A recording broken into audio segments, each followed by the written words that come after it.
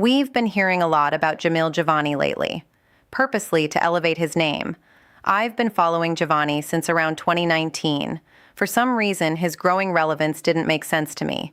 My EBGB sensors went up, so of course I started documenting him. This was before any connection to Vance was known, much before for me. So this is a series of videos that give you the subtext. Video 1 is just the timeline. I will go further in the subsequent videos, but the timeline says a lot on its own. So please follow me on Facebook, subscribe to my YouTube, and like my video. I am a researcher.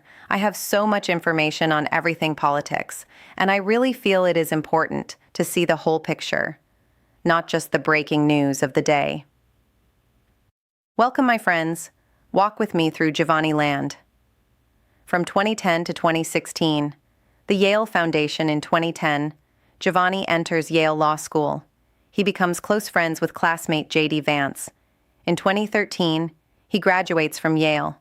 In 2014, Jivani attends J.D. Vance's wedding and reads a Bible verse during the ceremony, cementing their personal bond.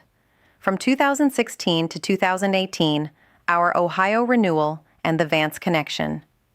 In November 2016, the day after Donald Trump's first election win, J.D. Vance founds the charity Our Ohio Renewal. The role: Jivani is appointed Director of Law and Policy, moving to Ohio to oversee day-to-day operations. The outcome: the charity is later shuttered after being criticized for doing little actual community work. Jivani returns to Canada following a stage 4 cancer diagnosis in 2018. In December 2019, the Ontario appointment. On December 11, 2019, Doug Ford appoints Jivani as Ontario's first advocate for community opportunities and special advisor to the Premier. The mandate: tasked with tackling guns, gangs, and racism in marginalized communities. 2020 to 2022 was the conflict of interest period in 2020. While serving as the Premier's top advisor, Jivani begins hosting Tonight with Jamil Jivani on Bell Media, Newstalk 1010. In 2020, appointed Senior Fellow at the MacDonald-Laurier Institute. The gap: community leaders report a ghosting effect with Jivani's community advocate post Ford created. One initial letter was sent, but no substantial follow-up or community meetings occurred, while Jivani focused on his media roles. In 2022, the break with Ford. In January 2022, Jivani is fired from Bell Media.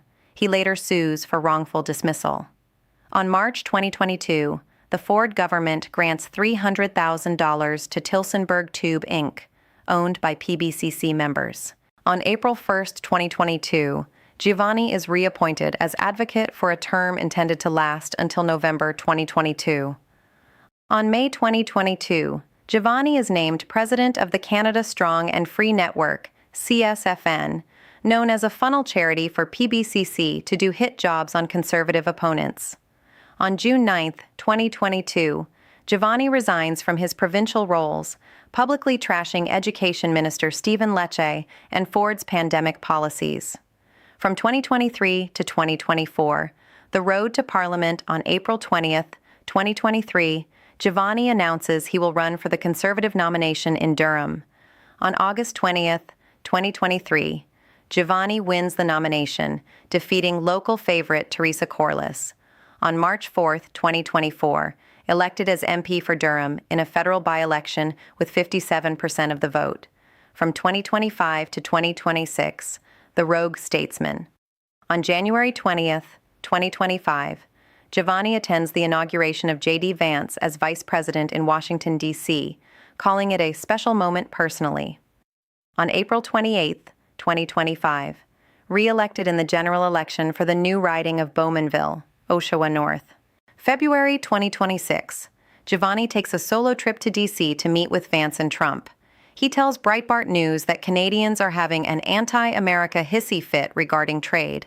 On February 17, 2026, Doug Ford publicly breaks with Jivani, stating, "No one would even know who Jamil Jivani was unless I hired the guy. I didn't know him from a hole in the ground."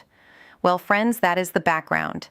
Now please watch for my second video on Jivani, which deals with the monies behind the man, As always, may peace be with you.